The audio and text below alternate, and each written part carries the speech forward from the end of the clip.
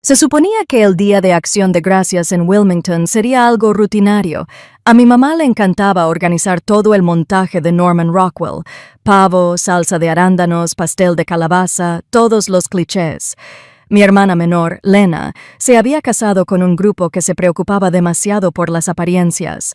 Así que, como era de esperar, la casa estaba decorada como una portada de revista.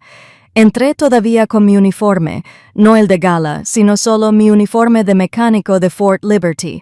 No tuve tiempo de cambiarme después de terminar una rotación de mantenimiento.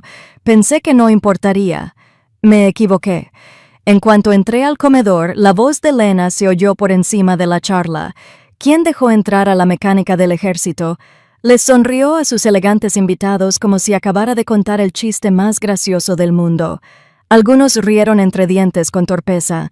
Otros simplemente me miraron y luego la miraron a ella, como si no supieran si reír o fingir que no lo habían oído. Me quedé paralizado por medio segundo. Todavía tenía el plato de pastel en las manos. ¿De verdad acababa de decir eso? Mi propia hermana, parada en medio de la casa que solo existía porque la había rescatado años atrás, me redujo a un chiste grasiento. Mi madre apareció rápidamente, tirando de mi codo como si le diera vergüenza siquiera que la vieran a mi lado. «Quinn», susurró con urgencia, «no montes un escándalo. Esta es la noche de Lena. No montes un escándalo». Me ardían las orejas. Miré la mesa. Copas de vino caras, servilletas de lino perfectas dobladas en forma de cisne, el marido de Lena presumiendo de su coche nuevo con una prima de Charlotte. Todos seguían hablando como si yo fuera la intrusa a la que había que controlar. Nadie dijo que era su hermana y que sirvió a este país durante 15 años. Nadie mencionó que yo era la razón por la que Lena había terminado la universidad, ni que había dejado un aviso de ejecución hipotecaria en esta misma puerta. En cambio, el mensaje era claro. «Cállate, no nos avergüences». Me senté durante 3 minutos, con el pastel aún sudando en el molde de aluminio, antes de sentir que el aire se cerraba. Lena evitó el contacto visual. Mi madre me rondaba y las risas se hicieron más fuertes a mi alrededor. Tenía una opción. Me lo tragaba como siempre o me iba antes de que me descontrolara.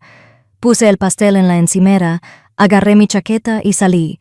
El aire de noviembre me golpeó como una bofetada, pero era mejor que quedarme dentro fingiendo que todo era normal.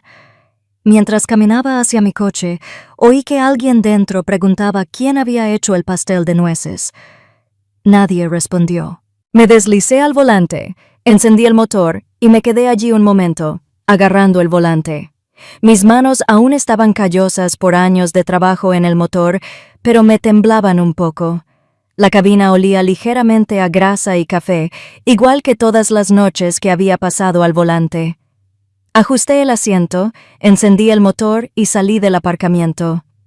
La carretera estaba tranquila, una franja de asfalto bordeada de pinos que se desvanecía en la oscuridad, sin música, sin podcasts, solo el sonido de los neumáticos golpeando las juntas del pavimento. Cada kilómetro me sumía en mis pensamientos. Recordé la primera vez que decidí enviarle dinero a Lena. Acababa de empezar la facultad de Derecho y aún no había recibido su ayuda financiera. Me llamó llorando, diciendo que no podía pagar los libros, quizá ni siquiera el primer semestre. Tenía 23 años, era especialista y acababa de regresar de un despliegue. Estaba hecho polvo, pero dispuesto a hacer doble turno en el parque móvil. Le envié el dinero sin pestañear. Me prometió que me lo devolvería. Nunca lo hizo. El siguiente kilómetro me hizo recordar el derrame cerebral de mi padre. Estaba en casa de permiso cuando ocurrió.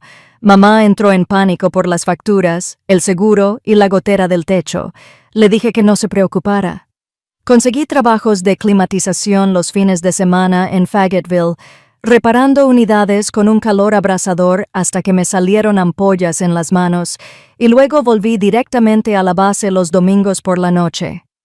Me aseguré de que el hospital no los acosara. Me aseguré de que papá tuviera sus medicamentos. Nadie en la mesa de acción de gracias lo mencionó. Apreté el acelerador un poco más, viendo cómo subía el velocímetro.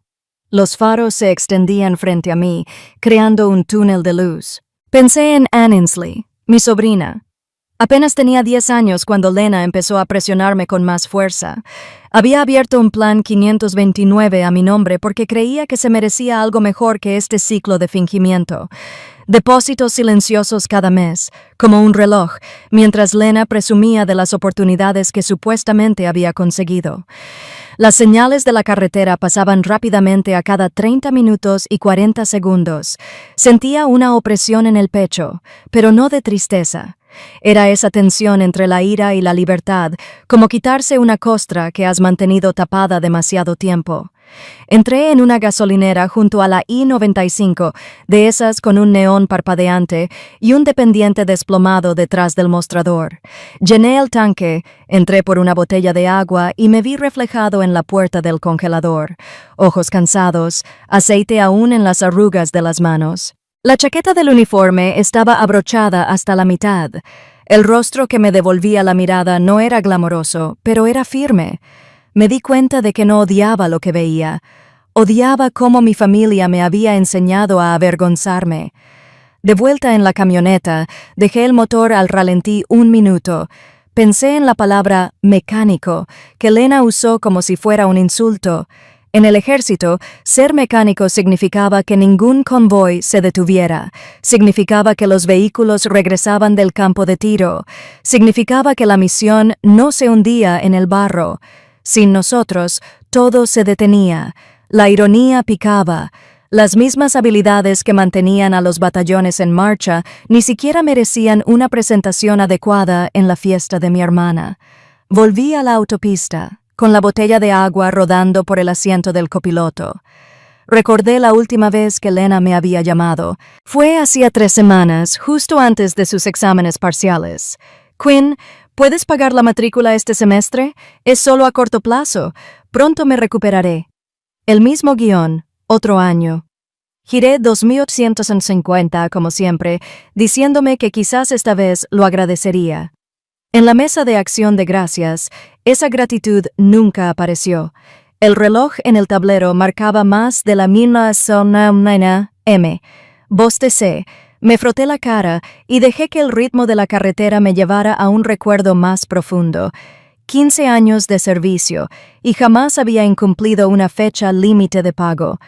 Reparaciones del coche, facturas del dentista, regalos navideños, incluso la compra algunos meses.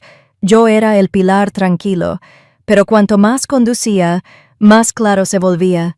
Ya no era un pilar, era una muleta que, según ellos, no merecía la pena reconocer. Disminuí la velocidad al ver las señales de salida de Fort Liberty. El tramo vacío que conducía a la puerta estaba bordeado de una alta alambrada y tenues focos. El guardia me hizo un gesto para que pasara, mirando mi identificación antes de saludarme con un brusco saludo. «Bienvenido de nuevo, jefe». Las palabras me sonaron diferentes esta vez. Respeto de un desconocido a las 2 de la mañana. Era más de lo que había recibido de gente de mi misma sangre. Aparqué cerca del aparcamiento. Las filas de Humvees y camiones se alzaban como soldados silenciosos en la oscuridad. Apagué el motor y me recosté en el asiento. El silencio no era pesado. Era sólido. Me tranquilizaba. Casi podía oír el ruido de las herramientas, las voces de mi equipo bromeando mientras cambiaban un eje o purgaban los frenos. No les importaba si olía a diésel, les importaba que obtuviera resultados. Salí, con el aire frío en la cara, y crucé el aparcamiento. Mis botas crujieron sobre la grava, el sonido resonó débilmente en el vacío. Las ventanas del cuartel brillaban a ratos. Algunos soldados aún estaban despiertos, otros ya estaban inconscientes antes de la hora de fisioterapia de la mañana. Dentro de mi habitación, dejé las llaves en el escritorio y abrí la pequeña taquilla del rincón. La carpeta que guardaba allí era más gruesa que la de mi camioneta. Extractos bancarios completos, pagarés firmados, copias de contratos de austeridad. Los saqué, hojeé las páginas y dejé que el peso de cada firma me impactara. Página tras página contaba la misma historia. Quinn Delaney pagaba. Quinn Delaney cubría. Quinn Delaney firmaba. Mi letra aparecía en cada línea donde alguien más no había aparecido. Sentí que se me tensaba la mandíbula. Durante años pensé que el silencio era fuerza. Esta noche, el silencio fue la razón por la que creyeron que podían borrarme. Dejé la carpeta sobre el escritorio, abrí mi portátil y empecé a escribir algo diferente. Ni una diatriba, ni una carta, sino un plan. En el ejército, lo llamábamos Orden de Operación de Fuerza. Lo escribí en la parte superior de la página. Misión: reclamar mis límites. Objetivo: acabar con la explotación financiera. Reglas de compromiso: sin discusiones, sin gritos, sin ruegos. Solo hechos, documentos y pasos legales. El cursor parpadeaba mientras enumeraba las tareas. Cancelar el pago automático, notificar a las instituciones, revisar los derechos de los empleados, notificar a la cadena de mando para obtener la autorización de empleo externo. Cada línea me hacía relajar un poco los hombros. Ya no era ira, era estrategia. Miré el reloj. Casi las 3. Me ardían los ojos, pero mi pulso se mantenía firme. Por primera vez en años, el siguiente paso no consistía en rescatar a nadie más. Se trataba de apartar las manos de un fuego que me había abrazado durante demasiado tiempo. El zumbido de la calefacción llenó la habitación. Me recosté en la silla y miré fijamente el borrador de la pizarra que brillaba en la pantalla, el primer plano limpio que había escrito para mí en más de una década.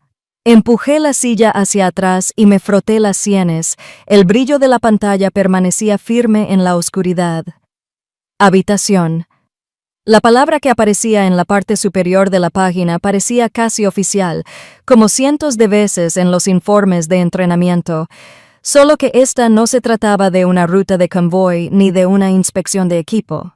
Se trataba de mi familia. Si el ejército me había enseñado algo, era que un plan sin estructura se desmoronaba en cuanto encontraba resistencia. Empecé con lo básico: la misión y todo el apoyo financiero a Lena y a mis padres, que no estaba respaldado por la rendición de cuentas. Simple, claro e innegociable. Luego vino la situación. El alto nivel de explotación actual, los altos recursos, mis ahorros, mi empresa, Delaney Field Services y la cuenta de Delaney Capital Trust, vinculada al condominio. Fuerzas enemigas, la manipulación de Lena, la culpabilidad de mamá y el silencio de la familia. Fuerzas amigas, ninguna. Casi me río al escribir eso. Por una vez no tenía un escuadrón detrás de mí. Luego, la ejecución. Aquí fue donde las cosas se pusieron difíciles. Tarea 1. Cancelar el pago automático de la hipoteca. Esa solicitud se presentó bajo el fideicomiso, lo que me dio todo el derecho a cancelar los pagos. Tarea 2. Notificar al administrador del Plan 529 sobre la cancelación de la cuenta de Annesley, con efecto a partir del próximo semestre, para que no se pudiera manipular con crueldad. Tarea 3. Desvincular mi negocio de cualquier vínculo con los contratos de Noah Whitaker. Nada ilegal ni drástico, solo una salida limpia de cualquier cosa que le diera influencia a Lena. La sección de servicio y soporte parecía una lista de tareas pendientes: llamar a un funcionario del banco, redactar cartas certificadas, registrar la comunicación para su registro. Se acabaron los mensajes casuales y las llamadas donde pudieran afirmar que les prometí algo. Esta vez todo estaba documentado. Por fin, la orden y la señal. Esa fue fácil. Ordéname. Señal. Silencio. No malgastaría ni una palabra más en una discusión a gritos. Los documentos y los extractos bancarios hablarían por sí solos.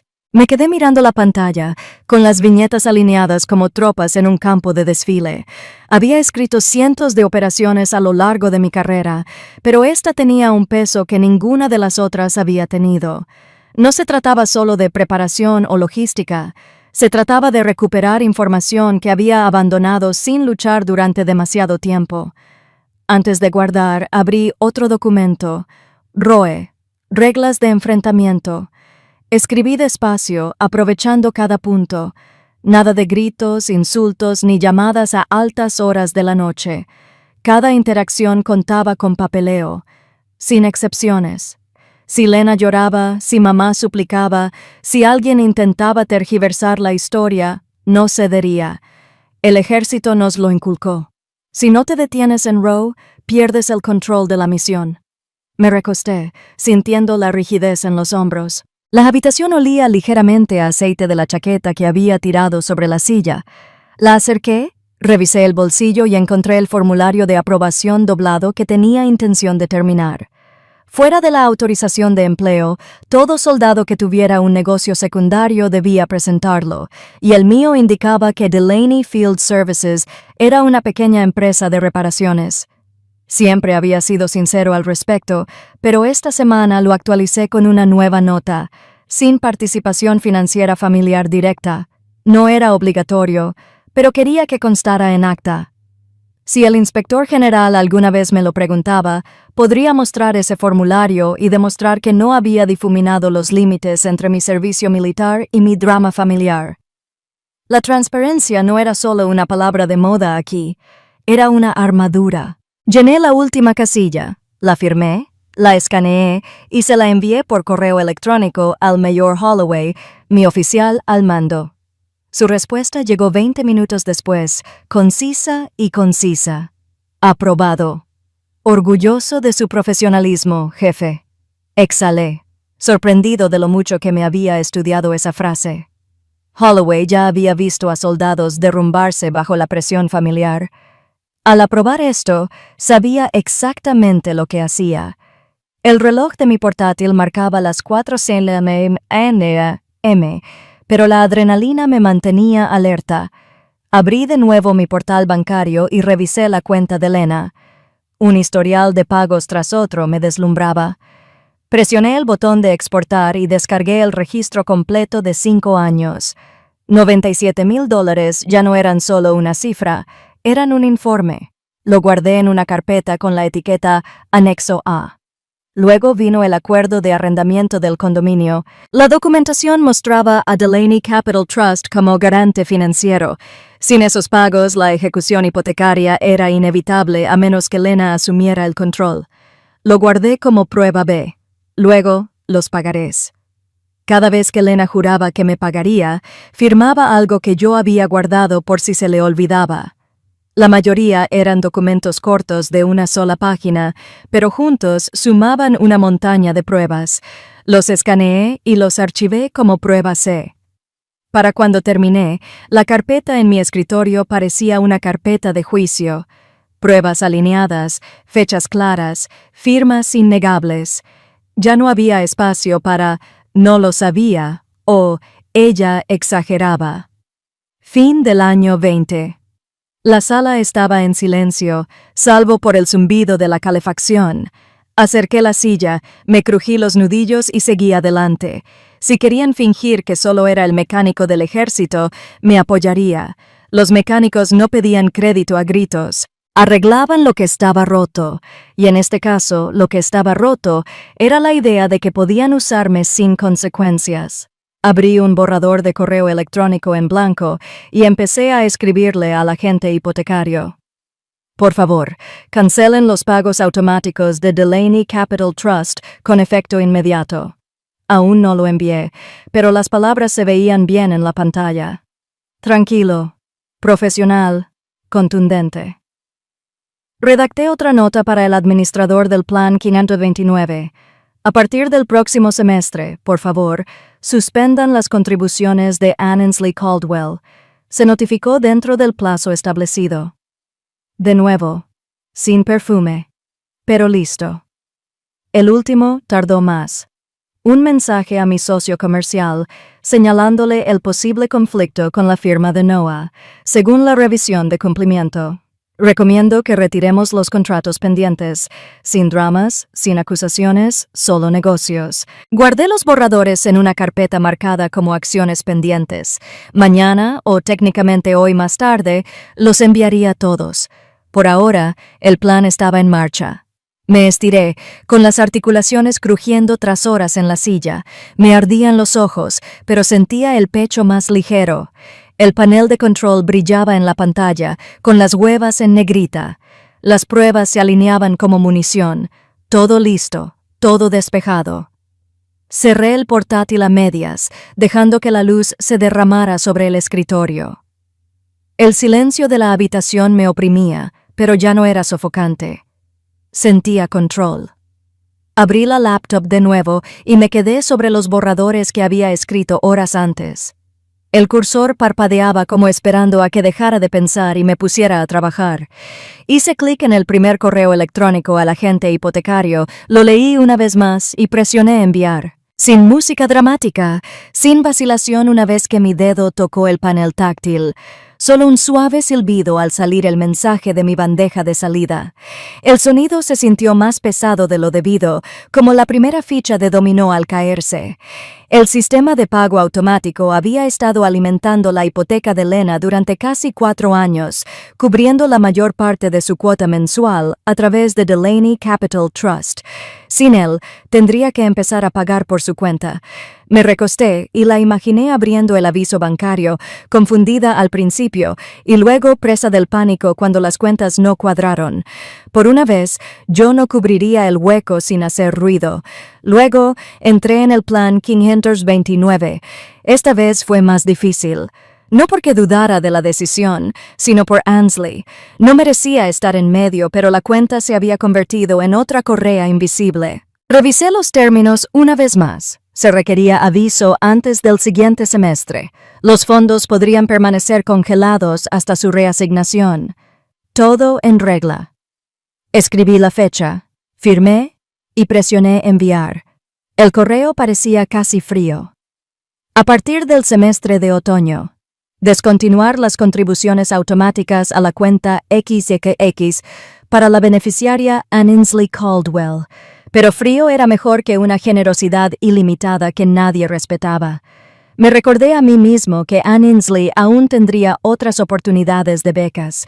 No le estaba negando la educación. Le estaba negando a Lena la posibilidad de presumir del dinero que no había ganado. Finalmente, le abrí el borrador a mi socio, Matt. Nuestra empresa había estado explorando contratos relacionados con un proyecto de infraestructura en el que Noah Whitaker, fiscal adjunto y novio predilecto de Lena, tenía un papel. Aún no era gran cosa, pero era una ventaja que a Lena le gustaba presumir en fiestas. No iba a permitir que el nombre de mi empresa se viera involucrado en ese circo. Fui breve. Por cumplimiento normativo, recomiendo retirarse de las negociaciones de infraestructura LTE. Posible conflicto de intereses identificado. Sin drama, sin detalles, solo una separación clara. Hice clic en enviar. Eso me dio una extraña sensación de alivio. Cortar lazos antes de que alguien pudiera acusarme de favoritismo significaba que nadie podría usar mi nombre como arma en mi contra. Me recosté. La habitación volvió a quedar en silencio, salvo por el suave zumbido de la calefacción. Los 3 mensajes permanecieron en mi carpeta de aromas como puertas selladas detrás de mí. Pago automático de la hipoteca hecho. 529. Plan cumplido. Corto lazos comerciales. En menos de 10 minutos, había borrado años de líneas abiertas que habían tratado como permanentes. Me levanté y caminé hacia el pequeño armario del rincón. Dentro había una caja de zapatos donde guardaba los recibos más antiguos, recibos amarillentos de trabajos de climatización, confirmaciones de transferencias bancarias e incluso una nota manuscrita de Lena, de la universidad, prometiendo devolverte hasta el último centavo. Lo recogí, acaricié la tinta descolorida con el pulgar y casi me reí. Probablemente no pensó que lo guardaría, pero lo hice. Cada trozo de papel formaba parte de un rastro que ya no podían rebatir. Dejé la nota, cerré la caja y me apoyé en el armario. Sentía el pecho extraño, más ligero, pero también en carne viva, como si me quitara el equipo después de un turno de 12 horas y sintiera cada moretón que había estado ignorando. La base seguía dormida afuera, un leve zumbido de generadores, algún camión ocasional a lo lejos, pero nada ruidoso. Regresé al escritorio, me serví otro vaso de agua y saqué mi teléfono. Todavía no tenía llamadas perdidas. No sabrían que había cambiado nada hasta que llegara el primer aviso.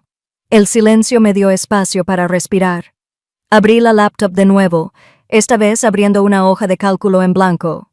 En la parte superior escribí: límite de la operación.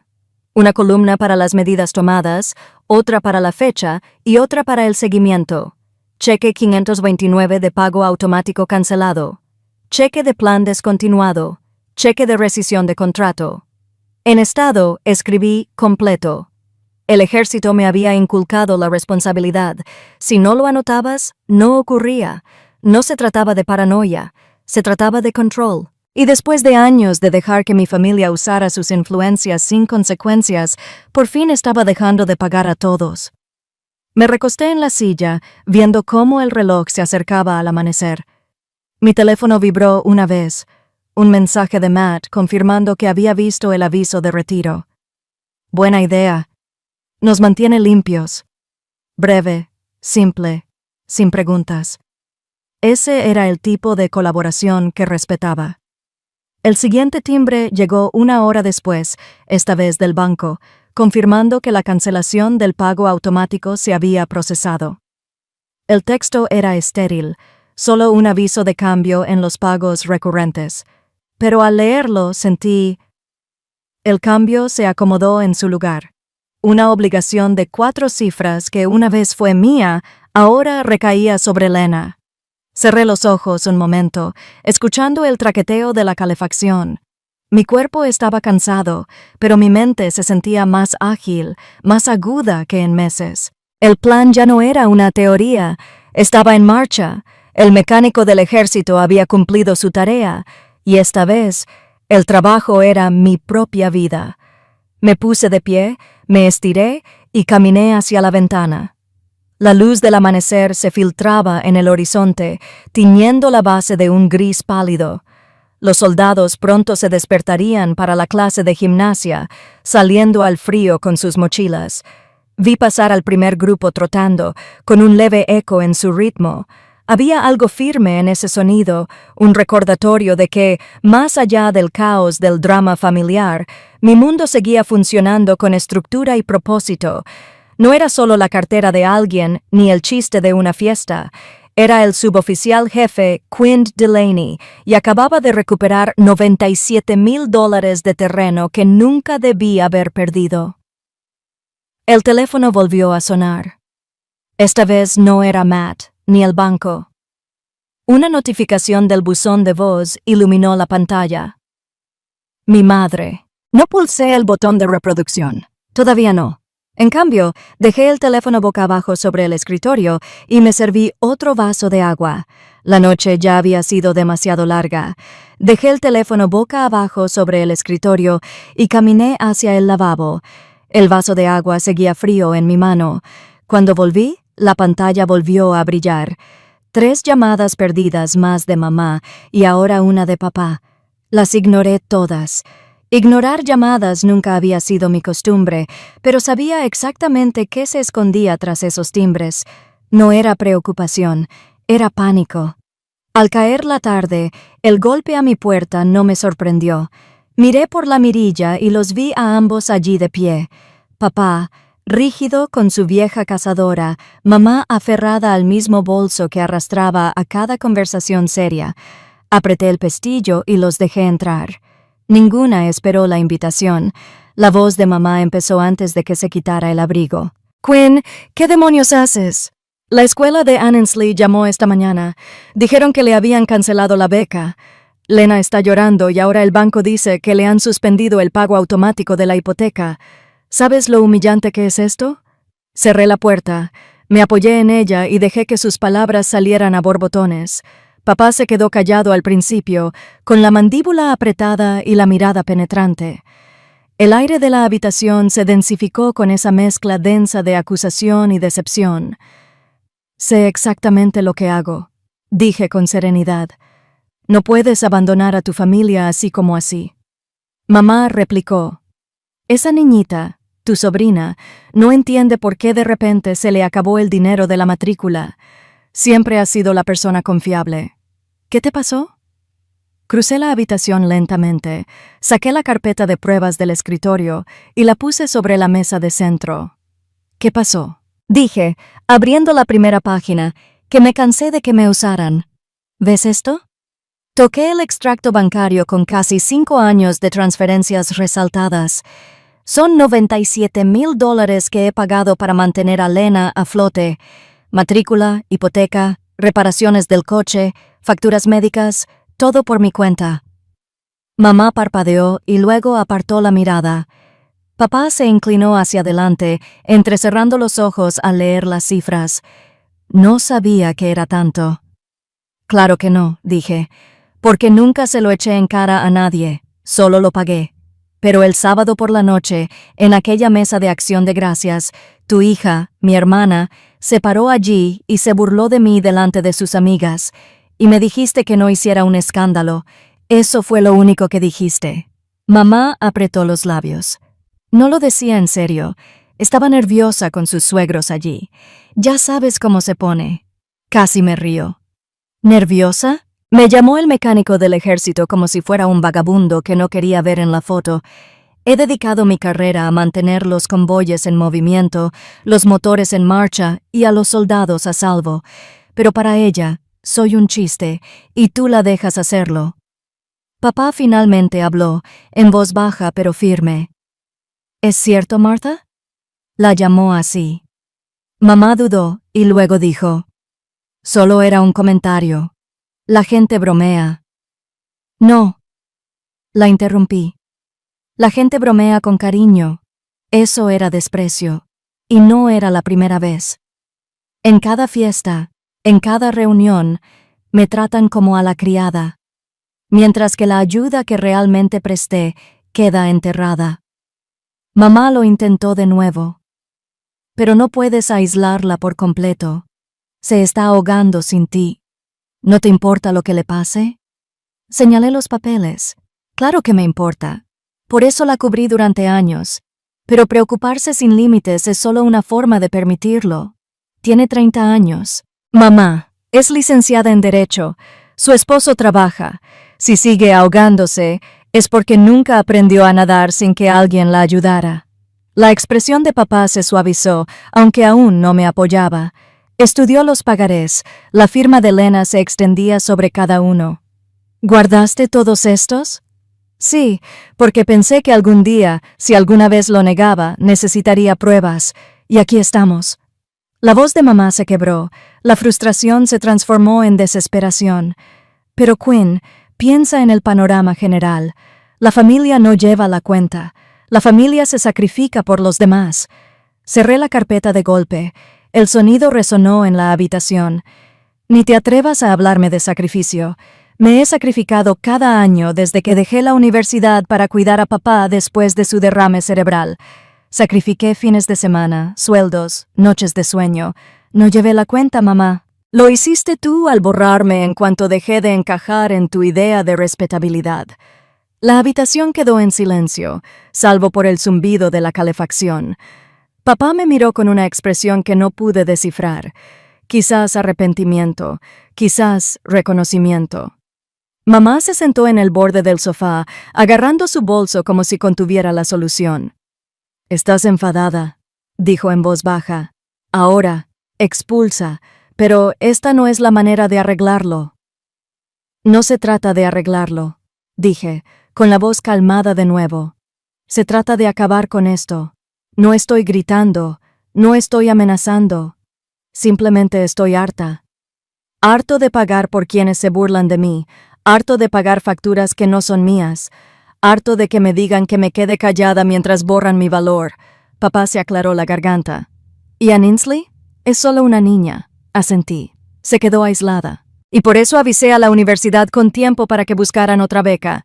No la echarán a mitad de semestre. Tendrá opciones. Lo que no tendrá es un fondo secreto que le permita a su madre seguir fingiendo que se ha hecho a sí misma. A mamá se le llenaron los ojos de lágrimas, pero no se le escaparon. Miró a papá, quizás esperando apoyo, pero él se quedó quieto, con los brazos cruzados. El silencio se prolongó hasta que quedó claro que no iba a ganar esta discusión. «¿Crees que nos estás dando una lección?», dijo finalmente. «No», la corregí. «Me la estoy dando a mí misma. que está bien parar cuando se da un turno para ser utilizada, que está bien poner un límite cuando la familia olvida lo que significa la familia. Se puso de pie, alisándose el abrigo, con el rostro endurecido de nuevo. Algún día te arrepentirás de esto. Me quedé sentada, quizá, pero me arrepentiría más si seguía dejando que me borraras. Papá se levantó lentamente, poniéndole una mano en el hombro. Vamos, Martha. Caminaron hacia la puerta. Mamá no miró atrás.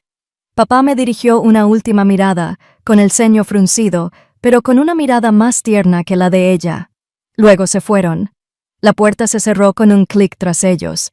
Me quedé sentada en silencio, con la carpeta aún sobre la mesa, mientras mi teléfono volvía a vibrar con otra llamada perdida, esta vez de Lena. No lo toqué. El documento que tenía delante decía más que cualquier conversación. Permanecí en la silla mucho después de que se cerrara la puerta.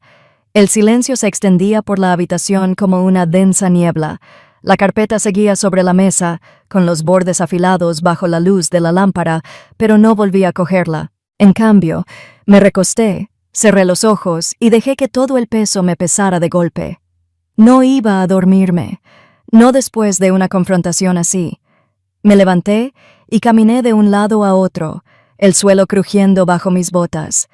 Mi mente repasó años de decisiones en las que no había pensado en mucho tiempo.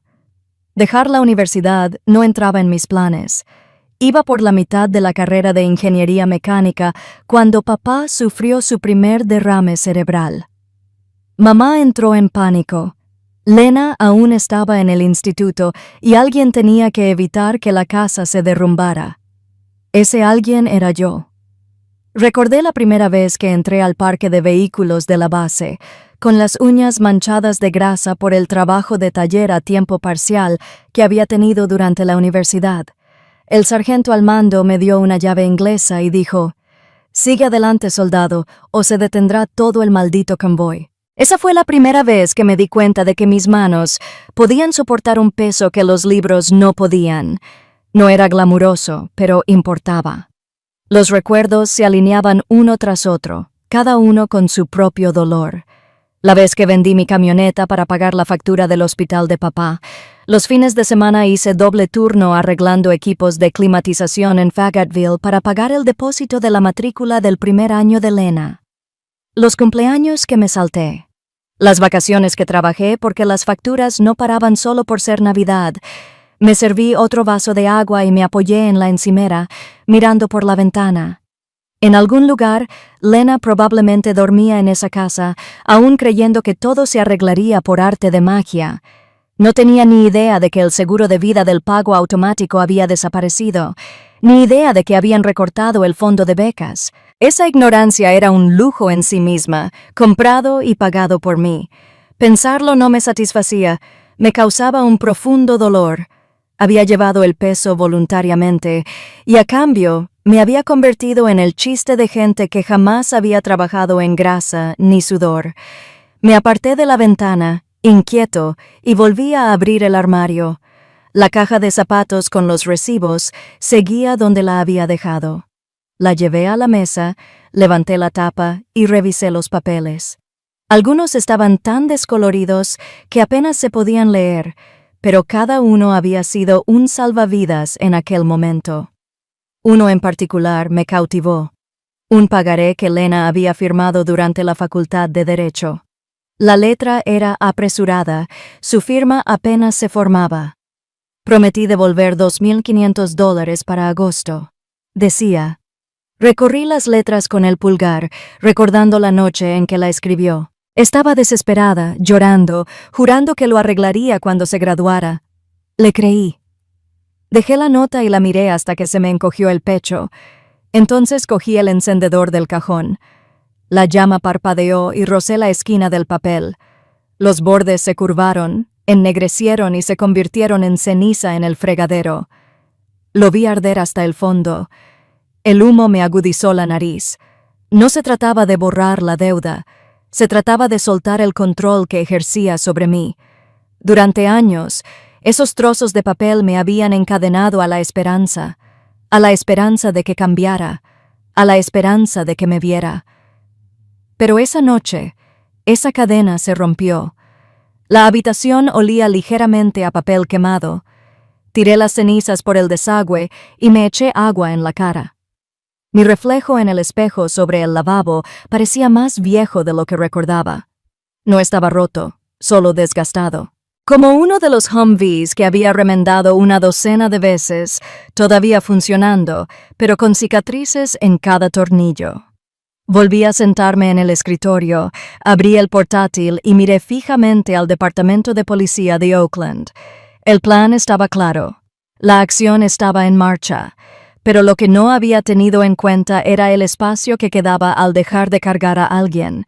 Se sentía extraño, como bajar de una marcha con mochila y darte cuenta de que tus hombros están más ligeros, pero tus músculos aún soportan el peso. Cerré el portátil y me recosté, con la mirada fija en el techo. El cuartel a mi alrededor estaba en silencio. La mayoría de los soldados dormían antes de la hora de entrenamiento físico matutina. En otra habitación oía ronquidos apagados y el crujido de la cama. La vida seguía su curso fuera de mi cabeza, tranquila y rutinaria. Volví a pensar en la voz de Lena, en cómo la había dicho. ¿Quién dejó entrar al mecánico del ejército? Las palabras se repetían en bucle, cada vez con más nitidez. En el ejército me habían llamado cosas peores. Me molestaban tipos que no creían que las mujeres pudieran manejar llaves inglesas ni motores. Pero esos golpes me habían pasado desapercibidos porque, al final, les demostraba lo contrario con cada reparación terminada y cada vehículo listo para la misión. Sin embargo, con mi hermana, la cosa sonaba diferente. Ella sabía exactamente lo que había hecho, había insistido en ello durante años, y aún así, en una habitación llena de gente, había decidido borrarlo. El reloj pasó de las 2, luego de las 3. Ni siquiera me molesté en intentar acostarme. Dormir no era una opción. En cambio, saqué un bloc de notas del cajón y empecé a escribir. Esta vez no era un plan, ni exhibiciones, ni pedidos, solo una lista de todos los sacrificios importantes que recordaba. Matrícula, $48,000 a 5 años. Hipoteca, $36,000. Gastos médicos, $9,000. Gastos varios, reparaciones del coche, libros, otros $4,000. Los números se alinearon hasta que el total coincidió con lo que ya sabía, $97,000. Lo rodeé con un círculo y me recosté, mirando la cifra. Verla escrita a mano me convenció aún más. No estaba loco. No exageraba. Había sido la viga invisible que sostenía una casa que fingía no existir. El bolígrafo golpeaba el papel, firme como un metrónomo. Mi pecho finalmente se relajó. Escribirlo fue como tomar aire después de contener la respiración demasiado tiempo. La calefacción se apagó, dejando la habitación aún más silenciosa. Me recosté en la silla, cerré los ojos y dejé que el silencio se instalara. Mi cuerpo estaba exhausto, pero mi mente estaba despejada. Ya no buscaba su gratitud. No esperaba una nota de agradecimiento que nunca llegaría. Había terminado con ese peso. El primer rayo de luz se filtraba por las persianas. Me puse de pie, me estiré y caminé hacia la ventana. El cielo era gris pálido, de esas mañanas que no prometían nada especial, pero que llegaban sin avisar. Los soldados pasaban corriendo de nuevo, con un leve eco en su cadencia. Su ritmo era constante, predecible, fiable, justo lo que se suponía que debía ser una familia. Apreté una mano contra el cristal, sintiendo el frío filtrarse en mi palma. La idea me impactó de lleno. Si quería esa constancia, tenía que dejar de esperarla de gente que no tenía ni idea de lo que significaba. Dejé el bloc de notas en el escritorio, con los números marcados en círculos aún mirándome, y me puse una camisa limpia. La mañana había empezado como cualquier otra en la base, pero sabía que no iba a seguir así. El teléfono no había parado de vibrar, mensajes de Lena, mensajes de voz de mamá, incluso uno corto de Noah preguntándome si lo había pensado bien. No contesté ninguno. En cambio, guardé la carpeta de pruebas en mi bolso, cerré la cremallera y salí. Para cuando llegué a Jacksonville, tenía el estómago hecho un nudo. La casa del tío David estaba al final de un callejón sin salida, un enorme edificio de 2 plantas donde la familia siempre se reunía para las fiestas. Hoy parecía un escenario esperando una obra que ya había ensayado. Los coches se alineaban en la entrada. Se oían voces desde el patio trasero, donde habían instalado una marquesina blanca. Aparqué calle abajo, me senté un momento y respiré hondo. Sin rabia, sin manos temblorosas, solo con una concentración firme. Luego agarré el bolso y crucé la puerta lateral. Las conversaciones bullían. Primos intercambiando actualizaciones de trabajo, hormigas comparando recetas, alguien quejándose del precio de la gasolina. Algunos levantaron la vista al verme, pero apartaron la mirada rápidamente, como si reconocerme fuera de repente complicado. Lena estaba de pie junto a la mesa de bebidas, con una copa de vino en la mano, luciendo un vestido beige que reconocí porque lo había pagado años atrás como regalo de graduación. Los pendientes que brillaban en sus orejas también eran míos, un regalo de una bonificación por despliegue que le había dado. Se quedó paralizada al verme y luego esbozó una sonrisa. «Quinn, lo lograste. Pensé que estarías demasiado ocupado». No me molesté en responder. En cambio, di un paso al frente y alcé la voz lo justo para que se oyera a través de las mesas. «¿Me prestan atención un momento?» La charla se apagó. Las cabezas se giraron. Algunos parecían curiosos, otros inquietos. Coloqué la bolsa en la mesa principal, la abrí y saqué el primer juego de papeles. Sé que muchos de ustedes han oído hablar de lo que ha estado pasando en esta familia. Comencé con voz firme. Así que, déjenme aclararlo con hechos. Levanté el primer documento. Es un extracto bancario. En los últimos 5 años, he transferido un total de $97,420 a las cuentas de Lena. Matrícula, hipoteca, reparaciones, facturas. Aquí está todo. Puse el extracto sobre la mesa y saqué el siguiente. Este es el contrato de arrendamiento de la casa donde vive Lena. Sin la suscripción de Delaney Capital Trust, la hipoteca no se habría aprobado. Los pagos que cubrí hasta ayer. Un murmullo recorrió la multitud. Lena se sonrojó. Pasé a los pagarés. Son las firmas de Lena en acuerdos de devolución de fondos. Ninguna ha sido honrada. Ni un solo dólar ha sido devuelto. Los dejé y la miré fijamente. Y sin embargo, en acción de gracias, cuando entré en la casa que ayudé a pagar, me presentaste como el mecánico del ejército. No como tu hermana, no como quien te mantuvo a flote, solo como la mecánica. Lena abrió la boca, pero no le salieron las palabras. Su mirada recorrió a su alrededor, buscando a alguien que la apoyara. Nadie habló. Recorrí la sala con la mirada. He pasado 15 años en el ejército. He atornillado llaves inglesas en Humvees en el desierto. Mantuve convoyes en movimiento bajo fuego enemigo. Entrené a soldados jóvenes que confiaron sus vidas en mí. He reparado vehículos que transportaron a tus hermanos, a tus primos, a tus vecinos.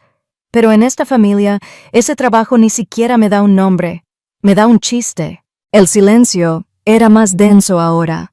De esos que hacen que la gente se remueva en sus asientos. Lo dejé colgado un momento antes de continuar. Cuando papá necesitaba pagar las facturas del hospital, yo pagaba. Cuando mamá necesitaba tratamiento dental, yo pagaba. Cuando Annesley necesitaba una beca, yo la creaba. Ni una sola vez pedí reconocimiento. Pensé que ser familia significaba que eso era obvio, pero el sábado me demostró lo contrario. Así que lo digo ahora delante de todos ustedes porque me niego a que me borren más. La mano de Lena temblaba alrededor de su copa de vino. Finalmente, habló con la voz entrecortada. No lo decía en serio, solo quería que todo pareciera perfecto delante de los padres de Noah. No quería que pensaran que éramos dependientes.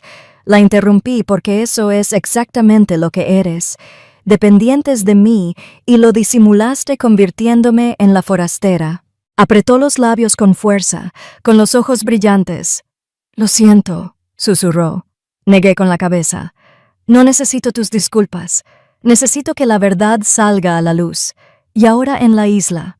Recogí los papeles y los guardé en la carpeta y la cerré. La habitación permaneció en silencio.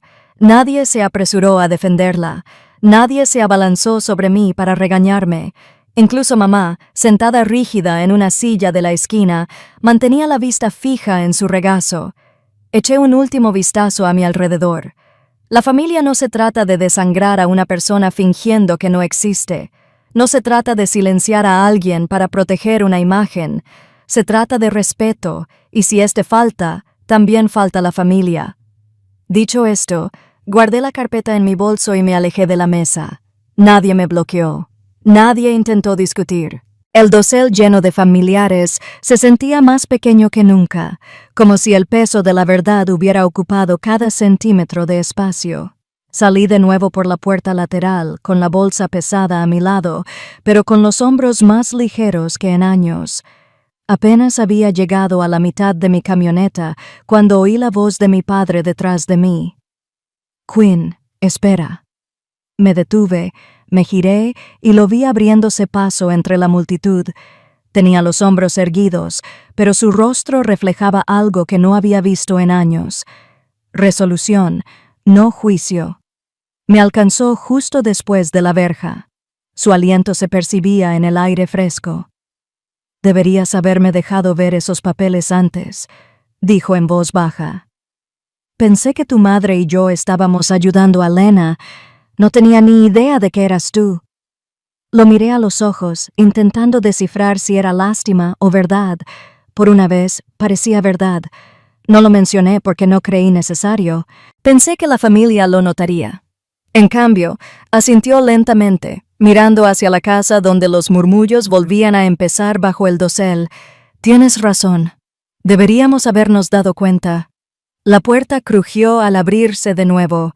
Mamá estaba allí, con el rostro tenso, Lena un paso detrás de ella, con los ojos rojos y las mejillas sonrojadas. La imagen podría haberme conmovido en su momento. Esta noche, no. «Quinn». Mamá empezó.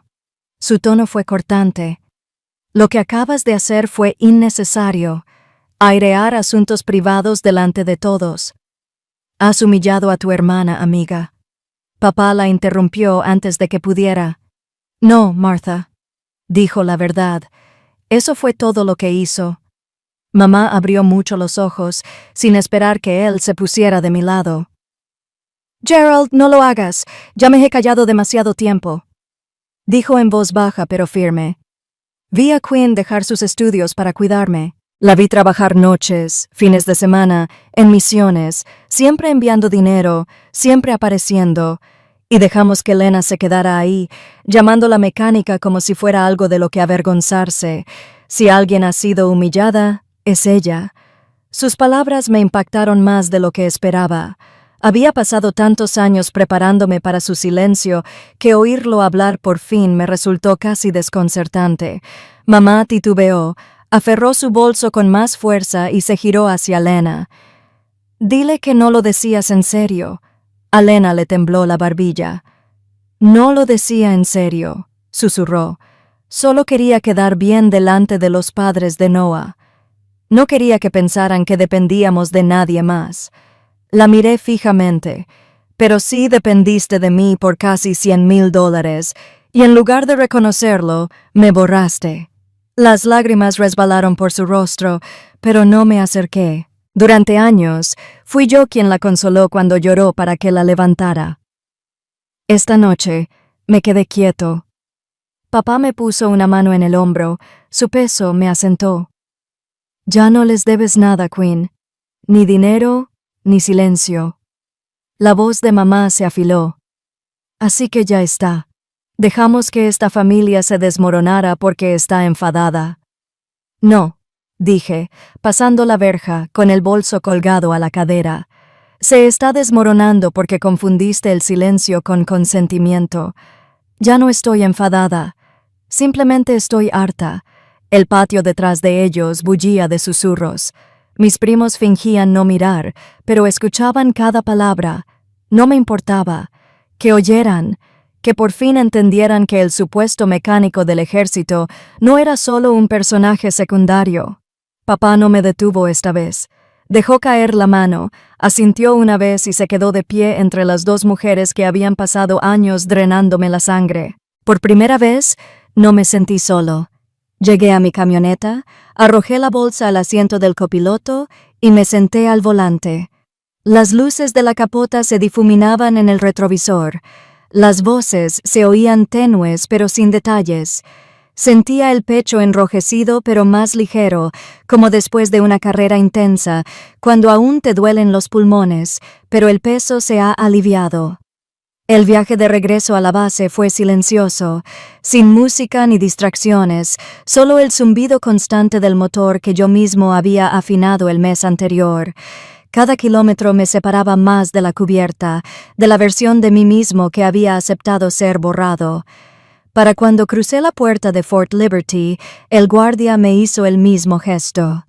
Y bienvenido de nuevo, jefe. Esta vez no solo lo oí, lo creí. Dentro de mi habitación, dejé la bolsa sobre el escritorio y volví a abrirla. La carpeta con las pruebas estaba ordenada dentro, cada página en su sitio, pero ya no sentía la misma ira aguda al mirarlas. Me sentía firme. Ya no eran armas, eran registros. Prueba de que no había imaginado los años de sacrificio. Prueba de que finalmente había decidido parar. La calefacción se encendió, llenando el silencio con un zumbido sordo. Me senté, me serví otro vaso de agua y dejé que el silencio se extendiera. Por una vez, no era el tipo de silencio que me oprimía, era el que dejaba espacio para respirar. Mi teléfono vibró de nuevo, otro mensaje de Lena. Por favor, no dejes que esto nos arruine. No lo decía en serio, lo arreglaré. No me interrumpas. No respondí. No porque quisiera castigarla, sino porque las palabras ya no tenían peso. Sus promesas siempre habían sido vacías, y no iba a fingir que esta vez era diferente. Dejé el teléfono, me recosté en la silla y cerré los ojos. Las palabras de mi padre resonaban en mi cabeza. Ya no les debes nada. Por primera vez en años, me lo creí. El primer aviso del banco llegó más rápido de lo esperado. 3 días después de que se cancelara el pago automático, el nombre de Lena apareció en mi teléfono en una serie de mensajes. ¿Cancelaste los pagos? El banco dice, llego tarde. Debe ser un error. Llámame ahora mismo. No contesté. No hacía falta. Ya lo averiguaría pronto. Cuando llegó el siguiente extracto, a finales de la semana, mamá dejó otro mensaje de voz, con la voz entrecortada por el pánico. Quinn, la casa de tu hermana está en peligro. La compañía hipotecaria envió una advertencia sobre la ejecución hipotecaria. ¿Quieres que ella y Annesley estén en la calle? ¿Cómo pudiste hacerle esto a tu propia sangre? Estaba sentado en mi oficina en Delaney Field Services. El zumbido de los equipos de climatización fuera de la ventana llenaba el silencio entre mensajes. No guardé el mensaje de voz. Tampoco lo borré. Simplemente lo dejé ahí. Prueba de que en cuanto se acabó el dinero, su recuerdo de mí se agudizó de repente.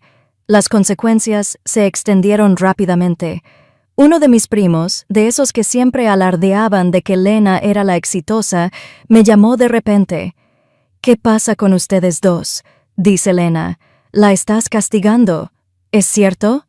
Mantuve la voz firme. «No la estoy castigando. Estoy frenando el viaje gratis». Balbuceó algo sobre la unidad familiar y colgó. Es curioso cómo la unidad solo importaba cuando había dinero de por medio. Noah entró en escena después. Envió un correo electrónico formal a mi cuenta de empresa. Nada personal, ni siquiera amistoso. Señorita Delaney, tengo entendido que Delaney Field Services ha decidido retirarse de las negociaciones pendientes con la infraestructura LTE. ¿Podría aclarar si esta decisión es definitiva? Le respondí una línea. Es definitiva. Una semana después, corrió la voz de que Noah se había retirado del proyecto por completo. Un contacto del Hospital St. Mary lo confirmó casualmente tomando un café. Sí. Al parecer surgieron dudas sobre sus contactos. No pintaba bien. Se echó atrás antes de que eso minara su credibilidad. Ojo, Eso me causó una mezcla de alivio y satisfacción. Lena lo había exhibido como si fuera su boleto dorado.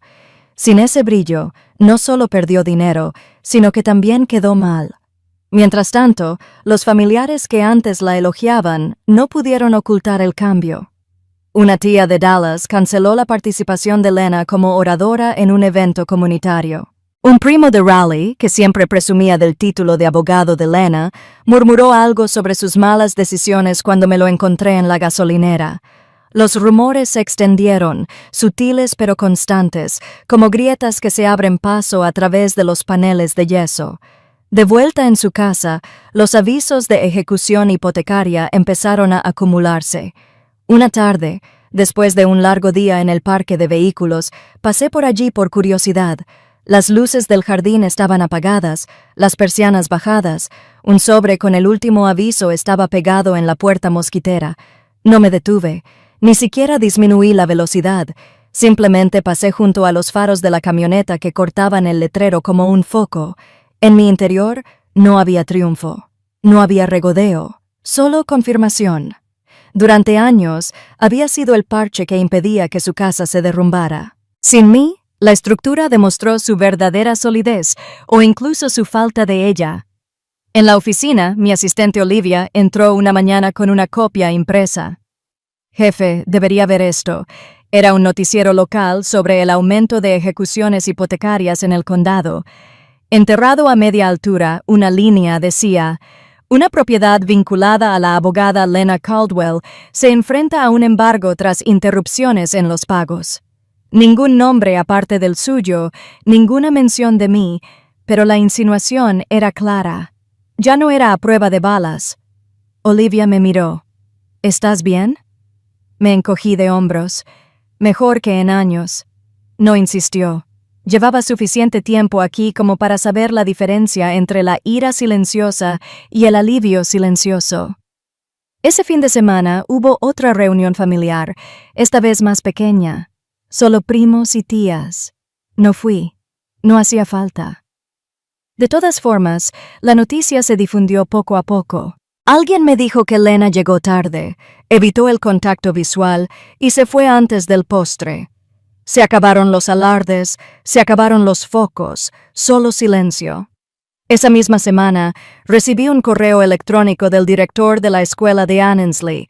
«Estimada señorita Delaney, queríamos informarle que, sin apoyo continuo, Annesley Caldwell necesitará alternativas de financiación para el próximo semestre. Estamos explorando otras becas y mantendremos a la familia informada». Me quedé mirando el correo electrónico un buen rato. Annesley no merecía sufrir por las decisiones de su madre, pero yo ya no podía ser su salvavidas silencioso. La responsabilidad recaía en Lena. Por una vez, el sistema la obligaría a tomar la iniciativa en lugar de depender de mí. Lo más difícil llegó cuando papá llamó. Su voz se quebró de una forma que no le había oído desde su derrame cerebral. «Quinn, tu madre está molesta. Lena se está ahogando. Nos llama a todas horas en plena noche. No sé qué hacer». Apreté el teléfono con más fuerza. «Deja que lo averigüe, papá. Igual que yo tuve que averiguar cómo pagar las cuentas a los 23 años. Ella tiene 30. Ya se las arreglará». Hubo una pausa. Luego dijo: «Ojalá te hubiéramos tratado mejor». Esa frase me impactó más que cualquier amenaza, cualquier remordimiento. Por una vez oí arrepentimiento en lugar de negación. En el trabajo, la vida seguía su curso. Llegaban camiones que necesitaban reparaciones. Los soldados traían generadores averiados. Olivia mantenía la oficina en funcionamiento. Mi equipo me trataba igual que siempre. El jefe Delaney, el que hacía que las cosas se hicieran. A nadie allí le importaban los dramas familiares ni las hipotecas. Les importaban los resultados. El contraste era casi risible. En un mundo, yo era el blanco de las bromas. En otro, me respetaban sin reservas. Me hizo darme cuenta de lo distorsionada que se había vuelto mi perspectiva familiar. Había estado midiendo mi valor por quienes se negaban a verlo, en lugar de por quienes sí lo veían. El lunes siguiente, recibí otro mensaje de voz de mi madre. Este no estaba bien. Estaba cansado. Quinn, ya no sé qué decir. La casa de tu hermana se está quedando sin hogar.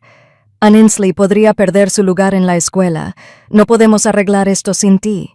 Por favor, piénsalo mejor. No le devolví la llamada. Ni siquiera guardé el mensaje. Borré el mensaje y me recosté en la silla. A través de la ventana de la oficina, vi una de nuestras camionetas salir del estacionamiento, recién revisada y lista. Me impactó lo sencillo que era aquí: identificar el problema, solucionarlo y devolverla en perfecto estado. Mi familia también debería haber sido así, pero no fue así, no con ellos.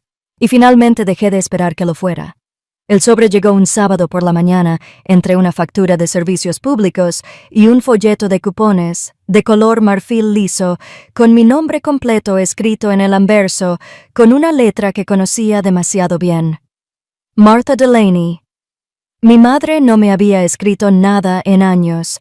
Prefería los mensajes de voz, normalmente largos y cargados de culpa, pero esto era diferente.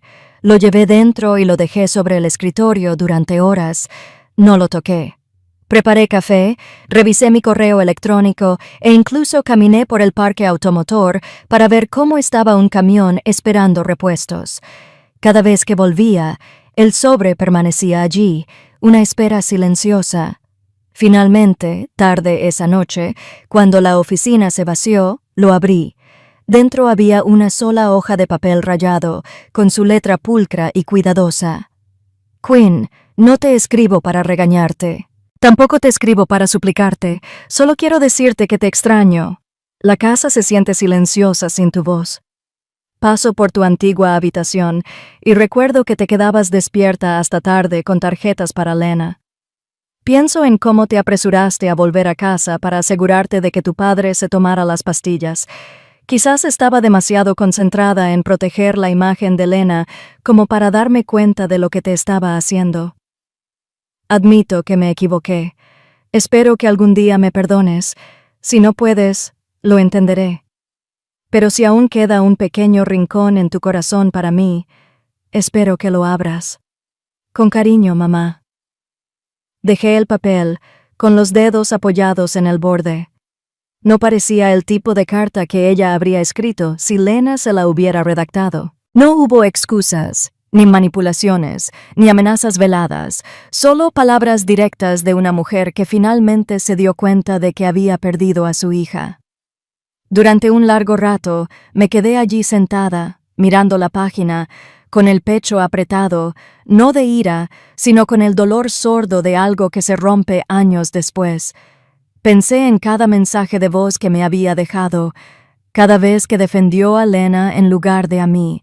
Cada momento, ella prefería el silencio cuando me borraban, y sin embargo, en esta carta, sonaba más pequeña, más humana. La llevé a la sala de descanso, abrí el cajón y cogí un encendedor. La llama prendió rápido, curvando los bordes del papel y ennegreciendo las letras pulcras. La sostuve sobre el fregadero hasta que no quedó nada más que ceniza gris. El humo se arremolinaba, penetrante en mi nariz, y luego desapareció. No era rencor, no era venganza, era un cierre. No necesitaba esa carta tirada como una reliquia de lo que pudo haber sido. La perdoné en ese momento, pero perdonar no significaba volver atrás. Al día siguiente, recibí otro mensaje de voz. Su voz era más suave esta vez. Sé que recibiste mi carta. Espero que lo entiendas. Lo dije en serio. No espero que me devuelvas la llamada. Solo quería que lo supieras. No respondí. No hacía falta. Quemar la carta no significaba rechazarla.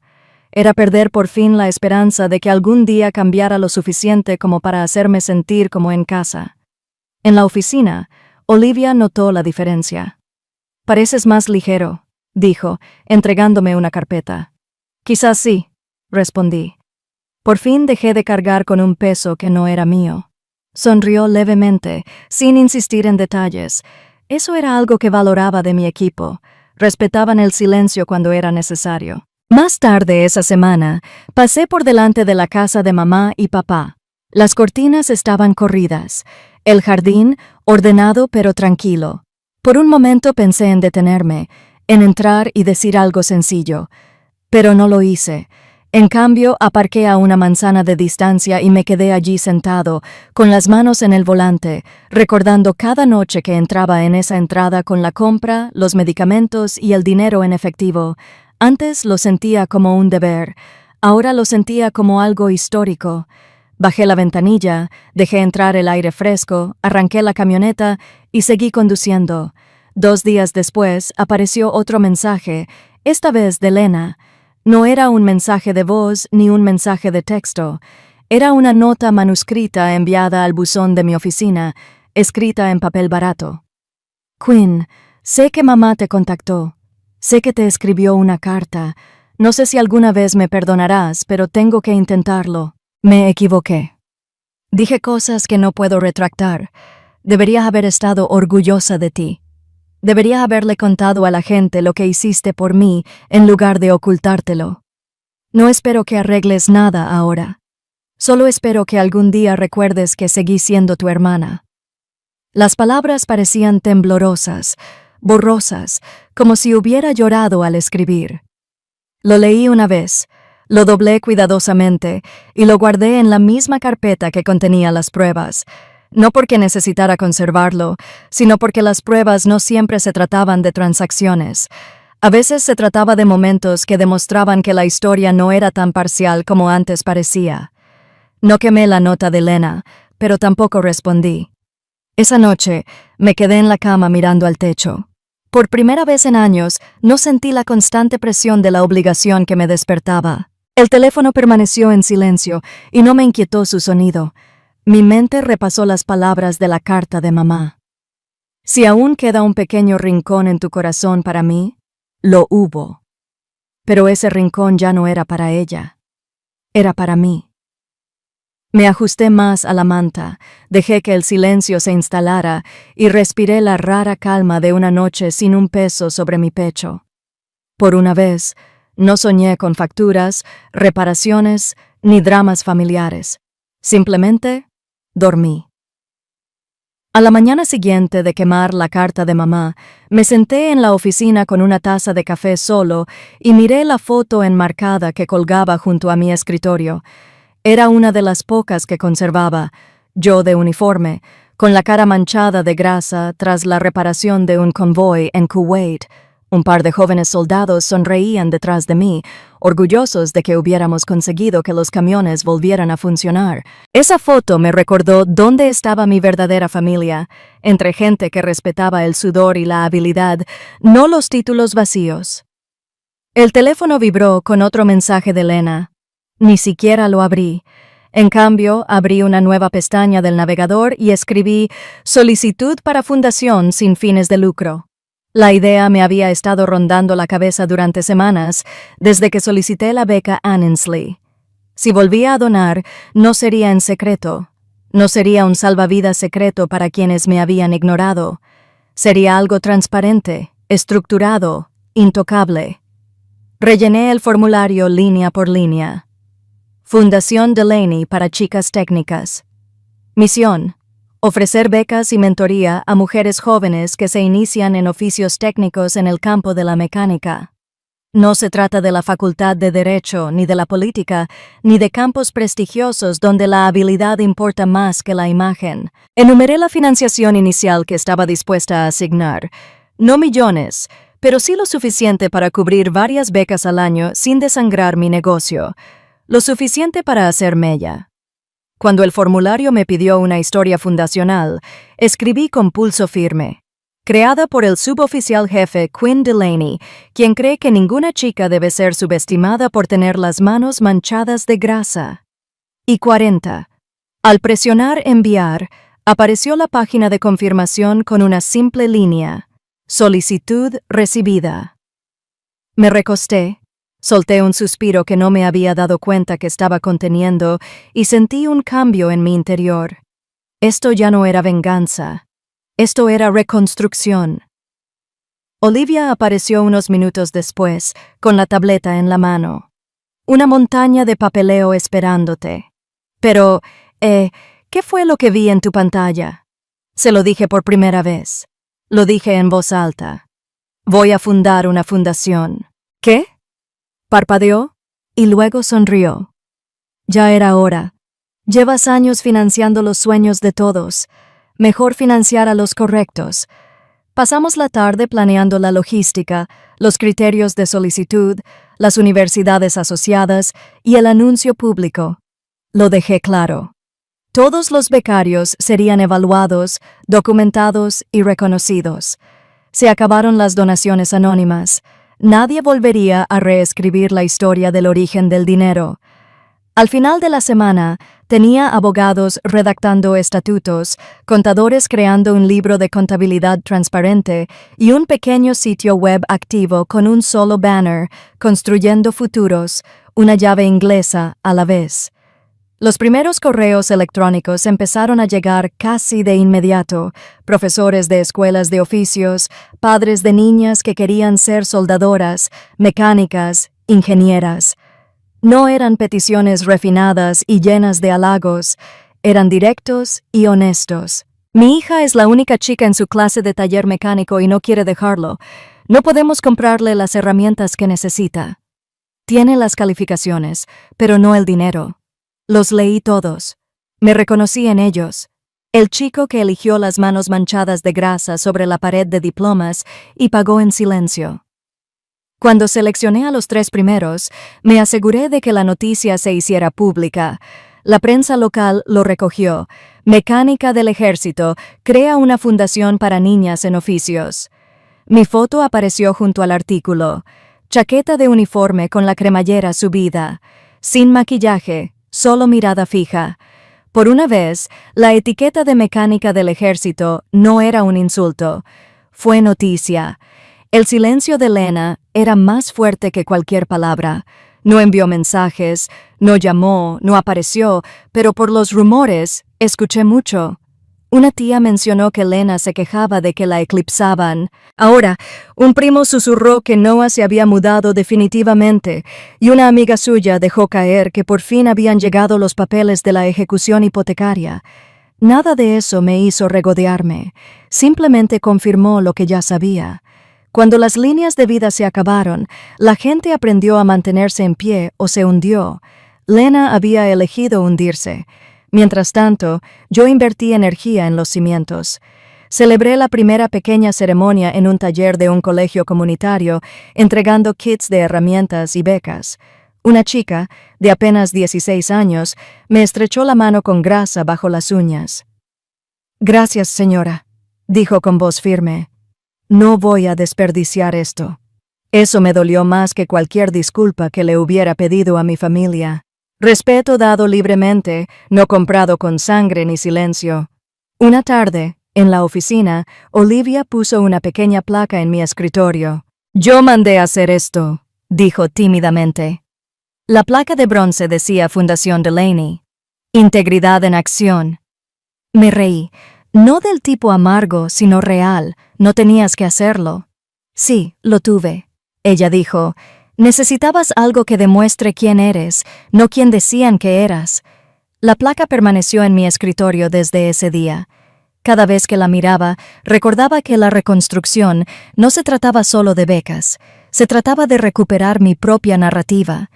Las llamadas de mamá disminuyeron. La carta cesó. Lena desapareció de la conversación en las reuniones familiares, pero el silencio ya no me interrumpía. Liberó espacio para las voces que importaban, las jóvenes que solicitaban becas, los colegas que me respetaban, los soldados que conocían mi valor. Una noche me quedé hasta tarde en la oficina revisando solicitudes.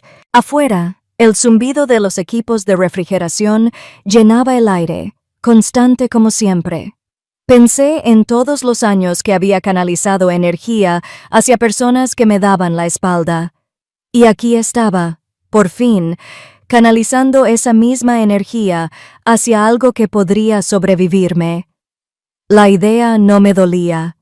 Se asentó cálido y sólido. Por primera vez, me di cuenta de que no necesitaba un asiento en la mesa de mi familia.